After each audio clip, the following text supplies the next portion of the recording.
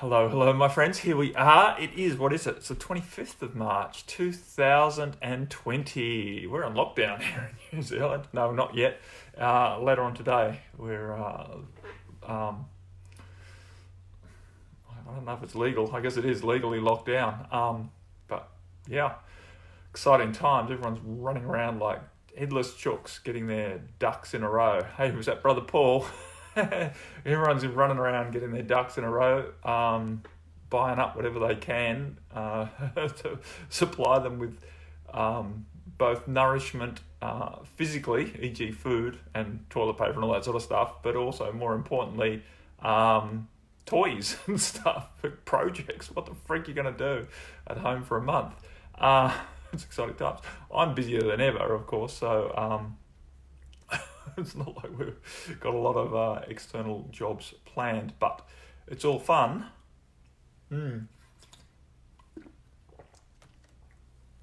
It's all going to be fun. Anywho, and this is, it's not just New Zealand, I know that. I know that. It's coming all over the world. If they're not already locked down, like much of Europe is. I know America kind of hasn't, although maybe some states have. I don't know if it's a state-by-state thing or whether it's a federal thing. But I know a lot of people are choosing to isolate, or I don't like the word social distance. I think that's crap. I think it's, I think more than ever we need to be socially connected, but maybe physically distant. So yeah, social distancing is sounding very, very bleak. What was I about to say? I haven't got any questions yet. No one's written any. I just checked. No one wrote in anything ahead of time, so I'm dancing here, waiting for someone to inspire me with something to say. So, Paul, or whoever else is out here, drop us a comment and inspire some conversation. What's going on in my life? I launched my funnel finally for the Empowered You, the new Empowered You toolkit, which is basically a 40-minute video with three of my best. Hey, Sister MK, three of my best. Whose ego?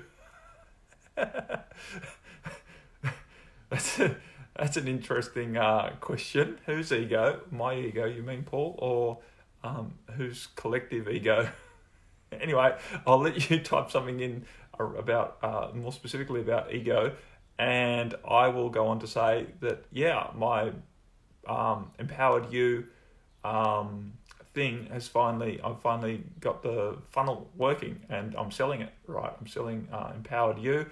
It's a $5 course, 40-minute video, three very, very powerful MP3s. It does come with a couple of options to upgrade. There's a workbook that comes with it if you wish to pay a bit more. And also the older version of Empowered You, which I'm now calling Empowered You 2, which is all about embracing and up-leveling your spiritual abilities, for want of a better term, right? Your gifts. I've also got that in there for those who don't own that already. And it's only advertising, as of midnight last night, and I was busy trying to get it to work as it was launching onto Facebook. And it's only advertising in New Zealand at the moment, but I will. I'll put a link in here to it. Yeah, it's $5 New Zealand, right? So that's like, at the moment, it's $3 US for those lucky enough to be working in US currency, or perhaps unlucky enough to be living in America, depending on which way you want to look at that. Certainly the New Zealand dollar's low to the American at the moment. What else? So that's one thing that's really exciting, and it's been a long time coming. I've had to step through so much of my resistance, which is an awesome indication that this opportunity, an awesome opportunity to step up, because this is going to go very, very wide. It's going to introduce a lot of people to our work, Matt Mantara's work. I'm getting to that, Paul. I'm going to read that in a second. Hey, Sister Shelley. So that's a big thing, and it's taken me most of the year to not so much do the course. The course didn't take very much at all, or the workbook for that matter. Producing content's easy for me. What's difficult is marketing it. That's what's difficult for me. But anywho, that's what we've done.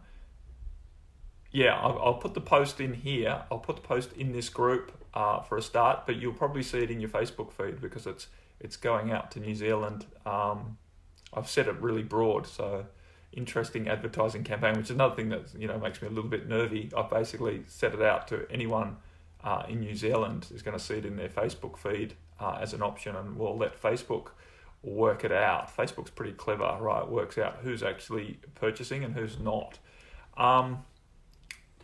Hey, Sister Louise, how are you? Evening over there in the UK. It's 9:07 on, what are we, Wednesday morning. I'm just flicking back here to Paul's question around ego.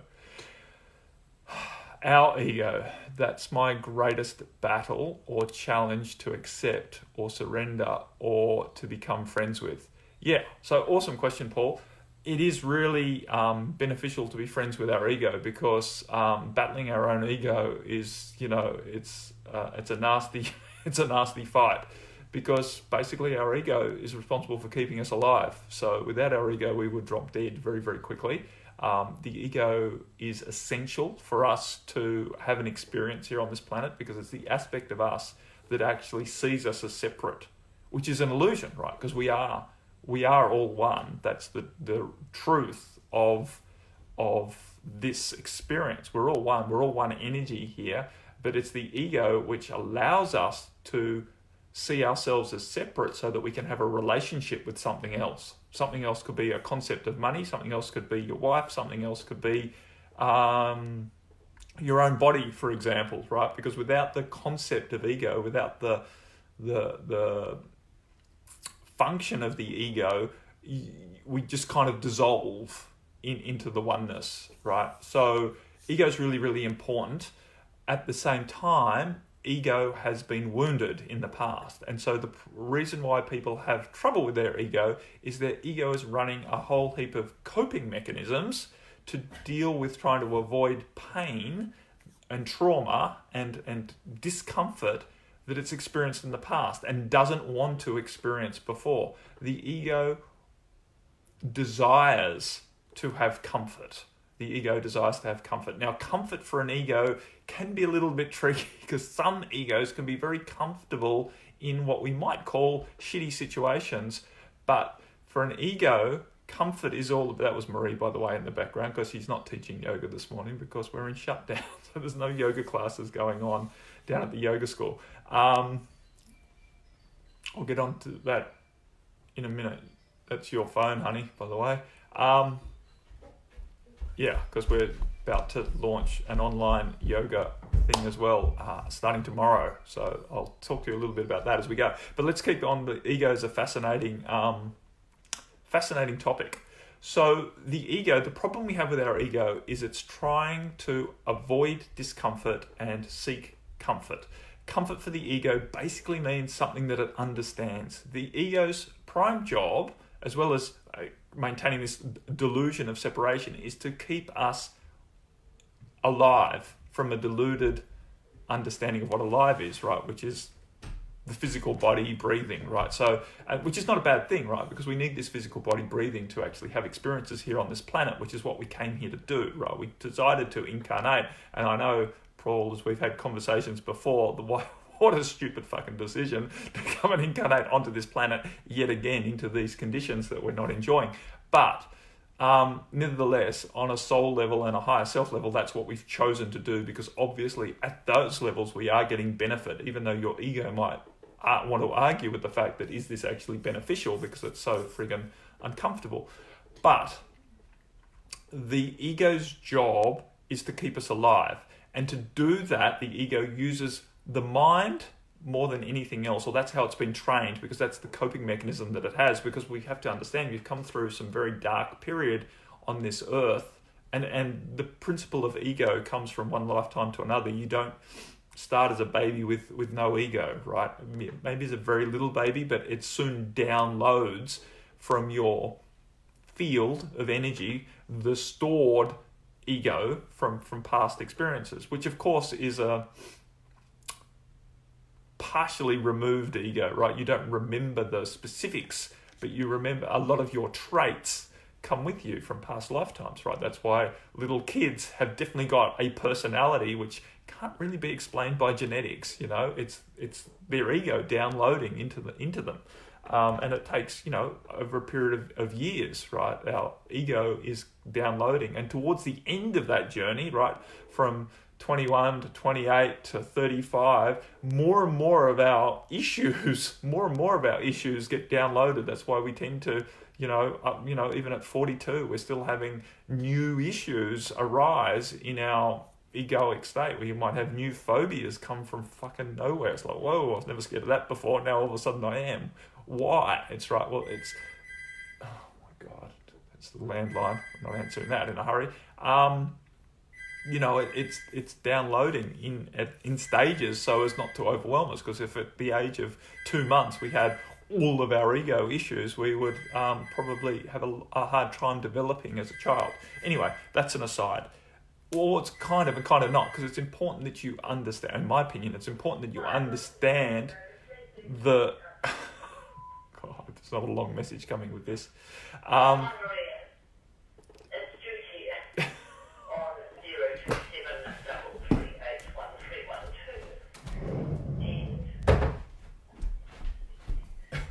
Please close the door on the landline as someone reveals a huge story, perhaps on the message bank. Let me have another drink.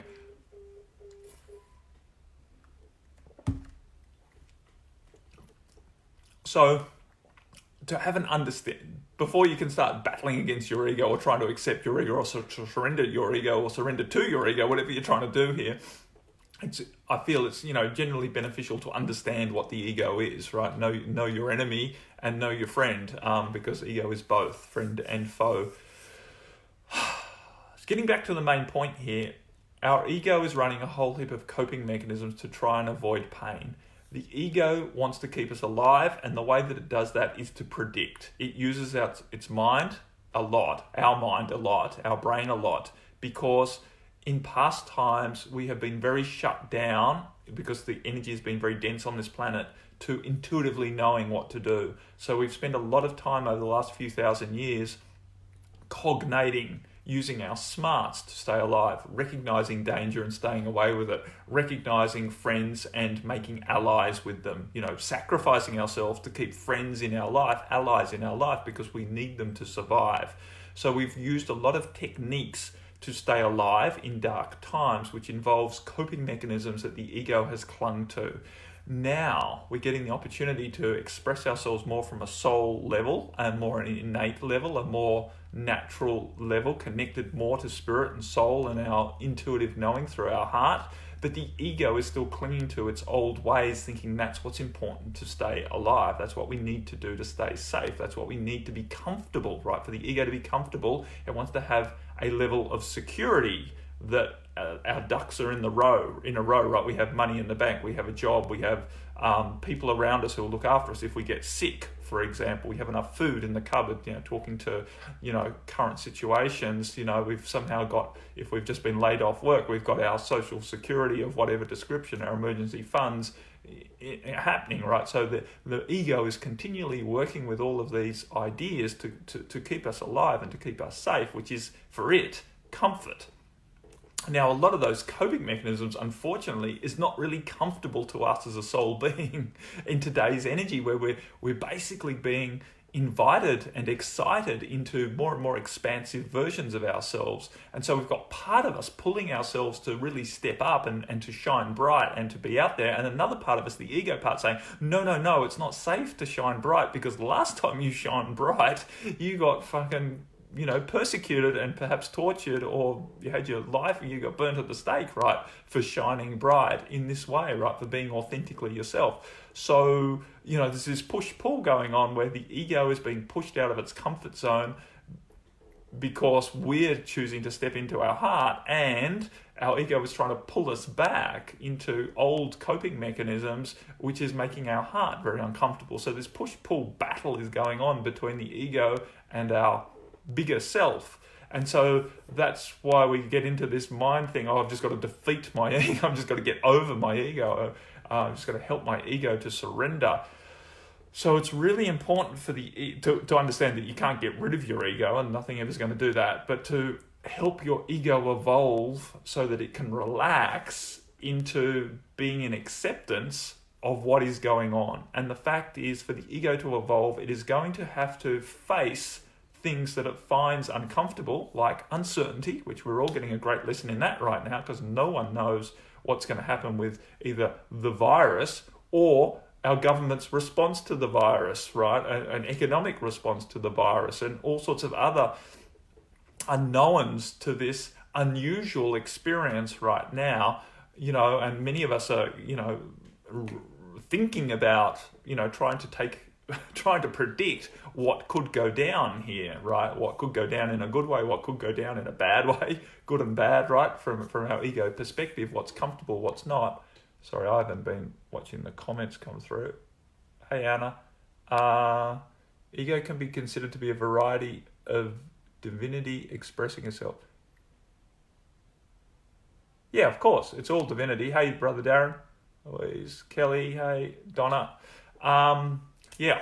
So it definitely can be considered to be part of our divinity. The ego's not evil. The ego's not nothing's not divinity, right? The whole friggin' boxing match here, shooting match is divinity, because that's how it's set up. The one, which we call divine, divided itself out. And then even the divisions have divided ourselves out. So we feel divided amongst ourselves. We divide ourselves between mind and heart. We divide ourselves between inner child and wounded whatever, right? We have divisions in ourselves, mind, body, soul, divisions that are all artificial. It's all delusionary. We are all just one energy experiencing itself at the end of the day. So how am I getting with this question? Howdy, Kelly. How are we going with this question, Brother Paul? Are we helping you find a degree of understanding of the process of surrendering or finding acceptance with the ego? Ultimately, let's get to the practicalities here. Firstly, I believe you have to have allowance for this process, that it is a process. It's not a quick fix. You're not broken for having this battle with your ego. It is basically the process of enlightenment. It is the process of evolution or ascension, is this process of slowly but surely allowing the balance of power to shift from an ego that is trying to stay comfortable through the process of maintaining security around staying alive, right? Which, of course, staying alive is not a bad thing, right? I'm all for it. But it's the coping mechanisms of how we think that has to happen, which is based on a past experiences, right? Past programming that might not be relevant in today's energy. That's the point. Our ego is running in the past. Our ego uses the past to try and keep us safe into the future. So it's always analyzing what's happening now, comparing it against what's happened in the past, trying to make decisions about whether what's happening right now is good or bad based on our memory of what's happened in the past, right? So we're always using the past from the mind space, ego space, to try and choose whether now's a good thing, and then trying to manipulate how the future unfolds for us based on trying to avoid things we didn't like in the past or trying to get things that we did like in the past. So it's a very past-orientated process, which of course is in some way quite counter-evolutionary, because it cuts us off from the magic of perhaps something just fucking brand new and really exciting could happen right now if we were to get out of trying to orchestrate things based on what's happened in the past. So that's why the ego is quite a limiting factor in us being the most expansive version of ourselves. But we're not trying to cut the ego out completely, because it's all very well to be unlimited, but if we didn't have the ego, we wouldn't be breathing. So we can't get rid of the ego. It's just a matter of working with the ego in a more empowered way, in a more useful way, in a more highly functional way for us to really get our cake and eat it too, right? To stay alive and to enjoy this space from an egoic perspective, but also to be very open to the divinity or the divine gifts of actually, living intuitively from our heart and stepping into expansive opportunities without freaking out every step that, hey, we don't know what's going to happen here, therefore we're going to presume that it's going to be terrible, right? Which is why the ego tends to go. If we don't know what's going to happen, the ego tends to say, well, let's be careful. Let's actually expect that it's going to go badly, because that's the safest thing to do, right? To prepare for the worst possibility. That's the ego's default, right? Think it's going to go bad, and then we will minimize risk getting disappointed, right? Because that hurts for an ego. We will risk getting killed because we'll be taking all of these precautions. But of course, we will completely limit the amount that we can enjoy the experience, right? Because we're going to take all these precautions and dial it all back and wrap ourselves in cotton wool so we don't get disappointed or hurt in any way. We don't risk too much, right? Too much from the egoic perspective, which of course is a calculation it makes based on our appetite for risk, based on how well risk has worked for us in the past, right? And we've all taken some pretty big risks in the past lifetimes that many times hasn't paid off according to our ego, right? Our ego hasn't enjoyed the experience. So we've got all this programming running. So first and foremost, we have to be aware that that is running, and it's no point just pushing against it. That's a very egoic thing to do. That's sort of bang our heads against our resistance, hoping to break the wall down, right? Breaking the wall down with your forehead is not very clever, right? It hurts a lot, and the wall doesn't tend to come down, no matter how hard we headbutt it. So we're smarter than that. We can use other tools to break walls down, and perhaps we could walk around the wall and get to the other side of the wall without actually having to break it down at all. Perhaps we could step over the wall if we allowed ourselves to expand and be bigger, rather than seeing the wall as some huge thing that we have to break down to progress, right? So the ego is very linear in its concepts, right? We don't understand. Our ego doesn't understand the multidimensionality of our existence. Hey, Sister Sandhya, how are you? Happy new moon. I know. New beginnings all over the place. Here we are in New Zealand in lockdown, and we've just launched a new business with the yoga school, which I will talk about. And I've just launched my Empowered You funnel at midnight, despite the fact that I realized I wasn't delivering one of the products properly in the funnel at about midnight. So I had to redo one of the emails. But anyway, that's done. And I will put the link. I'll put the link in this group, and I'll put the link of a bunch of other places too. Now that I've got the thing working and I've committed myself to it, which feels shit scary and also really, really, really exciting. So practical things, getting back to, and we're talking about the ego right now and how to dance with this potential battle. So first and foremost, aware of how the ego functions, why it functions, right? That awareness is going to allow you to, is going to help you have more allowance for it, so you don't beat it up so much. The ego is just trying to keep you safe. Yeah, awesome, MK. That's right. And I'm not exactly sure when it is exact, the new moon, but it's either soon or just gone. I will have a look on my calendar in a minute. I'm not very good at talking and multitasking, so I'll try and keep on track, because I'm trying to get to the crux. And I know I've used most of chat with Matt. I'm trying to get to the crux of how to work with your ego in an empowered way. So having awareness and then creating or finding allowance. It is a long-term process, right? It's a lifelong process. It's a multi-lifelong process of evolving with our ego. So we have to make friends with this thing, and we have to be willing to be compassionate with it. When our ego is freaking out because we're doing something that it isn't comfortable with, we have to understand that our ego does have our best interests at heart, but our best interest, according to the ego, is staying safe and comfortable based on what we've experienced in the past. So it's a matter of negotiation with our ego. It's a matter of compromise, right? Stepping back from that. Here comes Jaden's mates already. God, that was early in the morning. I guess it's 9:30. And there's no school because it's all shut down. So understanding all of that, and then doing your best. So things that inflame our relationship with our ego. Number one is stress, right? The stress response tends to inflate the amount of power our ego has over decision making. Awesome. Thanks, Tanya.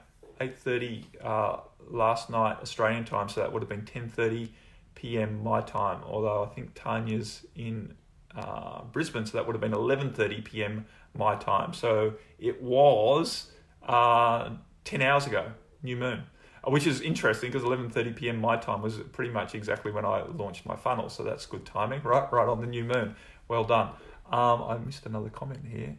So we've done a huge amount already if we are talking about this here now. Oh, exactly, Sister Louise. And that is important to know.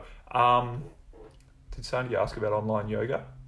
Yes, it is, and it is going to be totally cool. It's going to be a whole mix of things, and it's also going to be a community, right? So we're looking to really not just put classes on. We're actually going to create a closed Facebook group, which I've got a lot of experience with because I'm running many of them. So that the community can come together. Both our local students have a place to interact with each other, and we can introduce a lot of other people, so a lot of other influencers to our yoga community. So there will be a lot of interaction, not just we're intending to post 7 classes a week. Some of them will only be shorter ones, like, a 15-minute myofascial. I'll do a 15-20 minute relaxation, a 15-20 minute meditation that can be clipped on or off to the various other levels of classes, the yin class, Marie doing one of her, vinyasa flows. I'll do more of an easy flow class. So there'll be lots of options for different things, and it'll be refreshed each week with new content being uploaded. Plus we'll have the community thing. We'll probably do a few live streams as well. Not so much live streaming yoga class because that's a little bit iffy. I much prefer to video the yoga class and then make sure it's good and then upload it. But we'll get on and have chats about what's going on. Very happy to receive feedback about the yoga classes and what people want, what people are interested in. I don't know, we could go anywhere. If if there's a bunch of you are interested in handstands, perhaps Marie could talk about inversions and do some demonstration on that. I don't know. Sky's the limit, as well as the floor is a limit, but there are no limits. But yeah, we're pretty excited about it. I should finish the conversation about ego though. So we are very advanced, those of us in this group. We are very advanced, and we do have a much more deeper understanding of ego and awareness of ego and how ego is affecting us and why we are,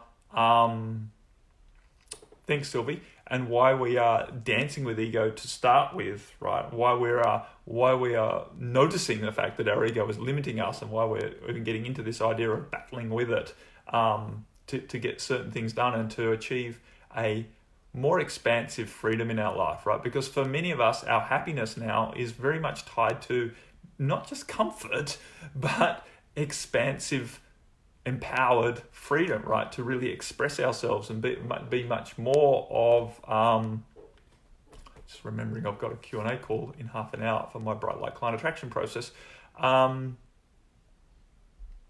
But we're being inspired into being much more spiritual or connected to an expansive version of ourselves, and that's where our happiness lies. That's where we feel purposeful, and so the ego is seen as a bit of a limitation to that because it keeps pulling the reins back and saying, no, we're not sure that that's safe, right? And so we're bumping up against our ego a lot. Those of us who are on this path, we're bumping up our ego a lot, but that's not a... Yeah, thank you. My calendar has to talk to me these days. So that's okay. It's a matter of, as I said, working with compassion with the ego, understanding why the ego is trying to hold us back, not getting upset with the ego, talking to it more like we would talk to a child, right? You don't get angry at a child for wanting to be sure that it's safe, right? Children quite often say, but is that okay? Is that safe? They're looking for reassurance. So the relationship we have with our ego, we have to treat it more like a child that needs reassurance all the time. And if we do so, we can help it relax into having experiences that keep allowing the ego to evolve, because the ego is running in past. And so every experience we have is helping to shape the ego moving forward. So the more comfortable experiences we have while taking quote unquote risks helps to the ego to build a body of evidence that goes, risk isn't so dangerous because we're having these good experiences through taking the risks. So the more that we allow that to happen, the more that our ego can evolve. The more that we can stay relaxed, because as I was saying before, as soon as we go into stress, the stress response, right? We initiate the sympathetic nervous system and start really, right? Ego takes over and survival is the primary driver, right? And so the mind naturally has more power when we're in a stress state than the heart, right? The heart gets drowned out. We lose our ability to hear our infinite, what are the infinite possibilities, Matt? How long do you have for me to describe infinity, Louise? The infinite possibilities are infinite. That's a good question, but probably a topic for another dimension where we can explain infinity in terms beyond what we can do here on this plane here, which is rather stuck in the finite, But no, I'm not really making fun of you. I get it. I'm not quite sure if I can go there right now. I'm trying very hard to draw up, to conclude the conversation about ego so that you actually have something tangible to take away. And I know what we've already said and the energy we're holding is tangible to help you relax around this process so you can surrender into your ego and have a good relationship with it. But please, first and foremost, use techniques and tools to reduce your stress response, right? Your deep breathing, meditation, relaxations, energy MP3s, whoever that's from, whether it's my light language ones or someone else, doesn't really matter. Tools that you have available to you to reduce your stress response so that you can come to a space of clarity and have the conversation with your ego, treating your ego like a child, not in a condescending way, but in a beautiful, caring, loving way, the way you would treat your own child or your own grandchild, right? Because that's going to give you the best outcome, right? It's going to help you relax into working with your ego in a way that you can have better outcomes on all levels, right? Because it's this push-pull, Paul, going on in your body that's creating the discordance, right? The various body pains and limitations and frustrations because of this judgment, basically, this comparison that your ego is continually putting you into, this idea that you're not good enough and you're not meeting up certain criteria that your ego thinks you need to meet before you're allowed to be happy, right? Before you're allowed to be happy, I should have, this level of finance. I should have this level of physical ability. I should have these skills. I should have these, depths of relationships or whatever, whether it's with your kids or whatever, right? You should. All of that weighing on your shoulders, is a heavy burden to carry. So it's a matter of working with your ego to understand that all of those shoulds are around an idea of how you're going to be comfortable. That when you get all those should, then you're comfortable. But it's programming. You have to understand your ego has been programmed in this lifetime and before with a whole heap of rule-based indoctrination, which isn't actually the truth.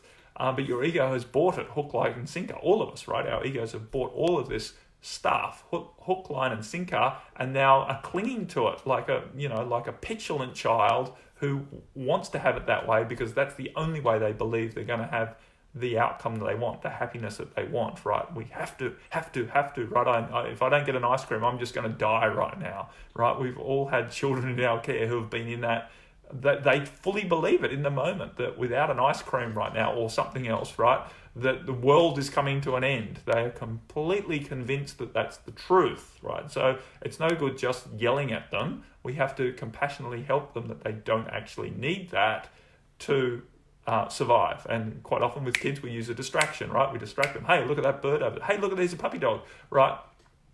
We do the same with our ego to help, because otherwise it's like a dog with a bone thinking, well, if I do that, I just don't know what's going to happen. I can't see how I'm ever going to get ahead if I, da. So, saying 9:36 here, I'm pretty much done, right? Chat with Matt. What did I just miss? Did I miss something? Oh, talking about the infinite possibilities. Louise, my folks used to say that when I did something wrong, quote unquote, you should know better. Yeah. You should know better. Well, if I did, I wouldn't. Come on, Seymour. Yeah, possibly you wouldn't have done it, but perhaps you would have done it too. Because what is no better? Basically, you should have known better, which basically you should have known how important the rules are to us, right? That's what they're trying to say. Right? Because maybe you did know better than what they classified as wrong. Maybe you were having an experience that was actually much more beneficial to you than just following the rules and keeping them egoically happy, right? That their child is behaving, which is a big plus as a parent, right? When your child's behaving, that's a big, oh, did I do that? Oh, I'm going to get the beer virus. It's a big tick next to your name when your kids are behaving, right? That means you're a successful parent, right? So when parents talk to their kids like you should have known better, it's basically saying you've just embarrassed me on a level, whether it's in front of other people or whether it's, just me egoically. I'm embarrassed that my children don't know that I'm trying to be a good person. Hey, Sister Shelby, we need to organise another time. I'm sorry we missed yesterday. I managed to leave my thing locked, which wasn't very clever.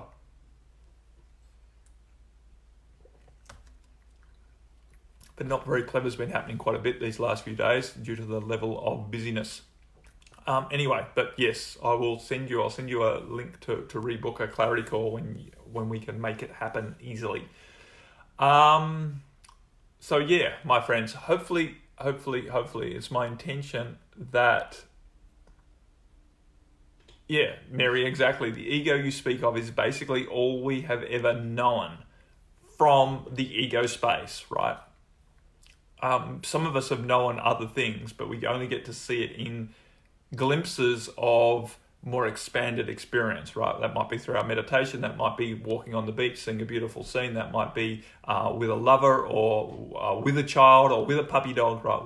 We do overcome that ego sense for a time.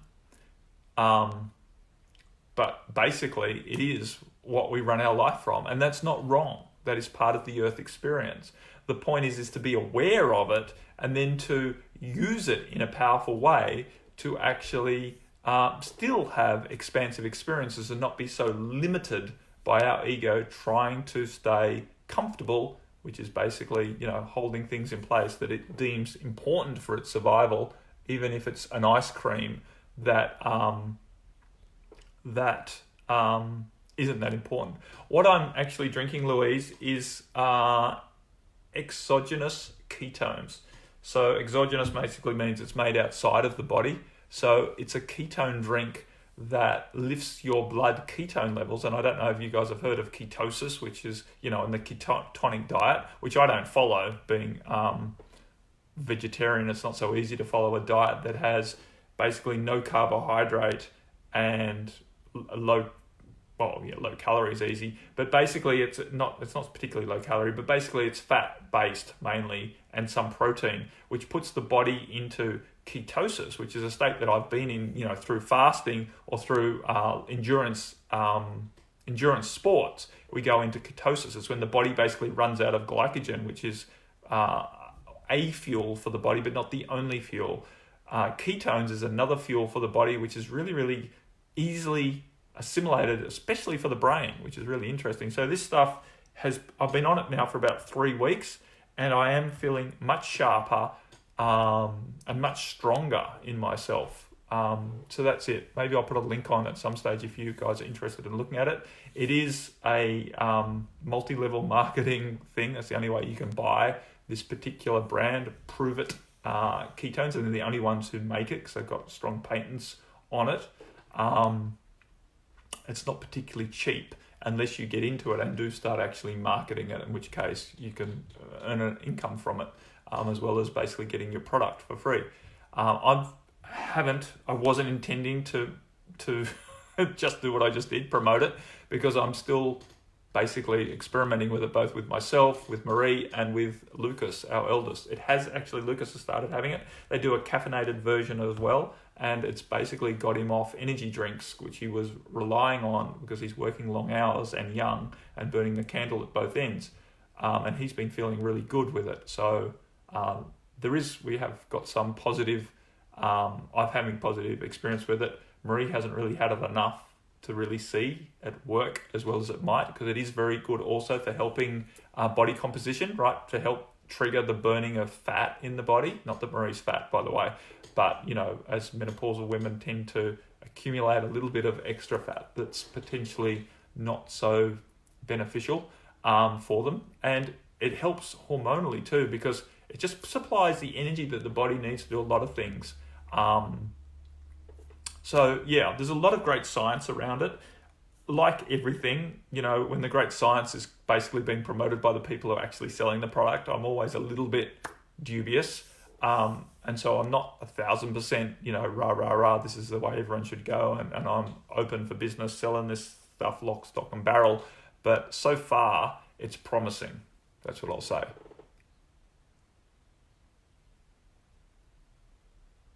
Yeah, I will. I'll put a link to it. Maybe I'll do a separate post on it.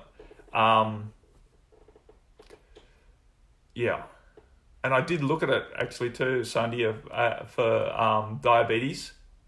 It's really good for pre-diabetes. It's a little bit more, it requires a little bit more management when you're insulin dependent. I did look into that because that's the first thing I thought. This sounds like a very, very good thing for people who have trouble with glucose absorption and all the like to start with.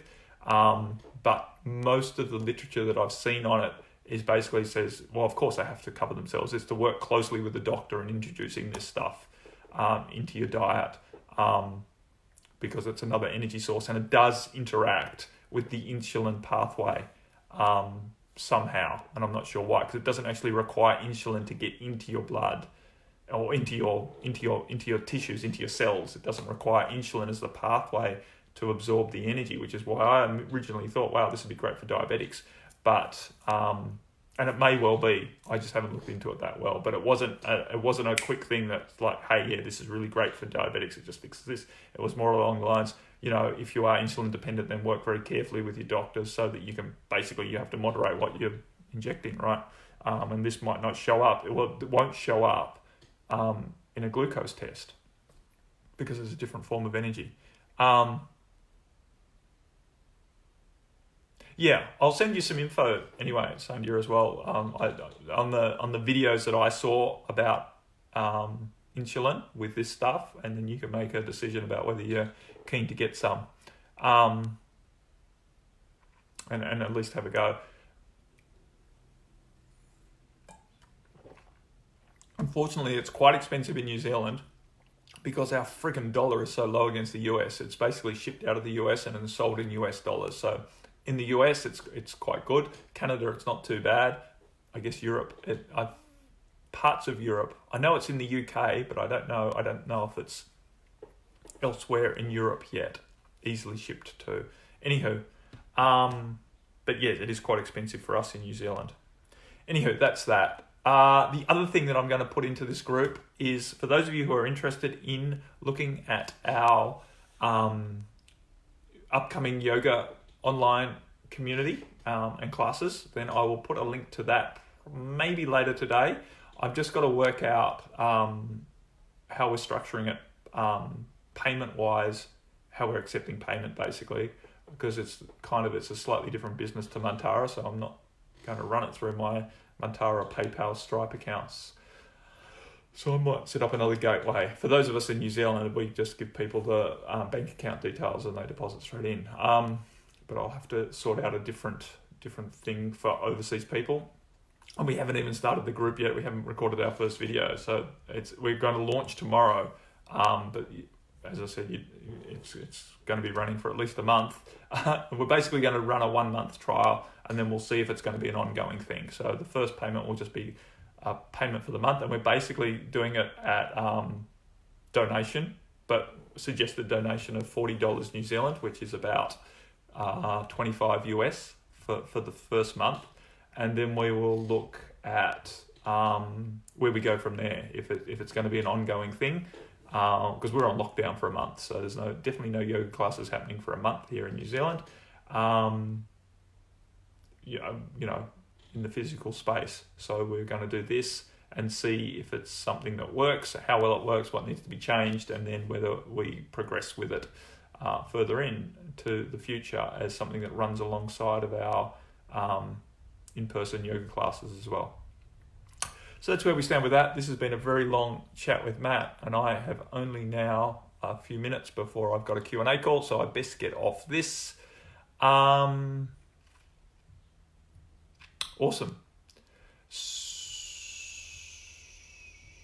Anything else? I think we're done.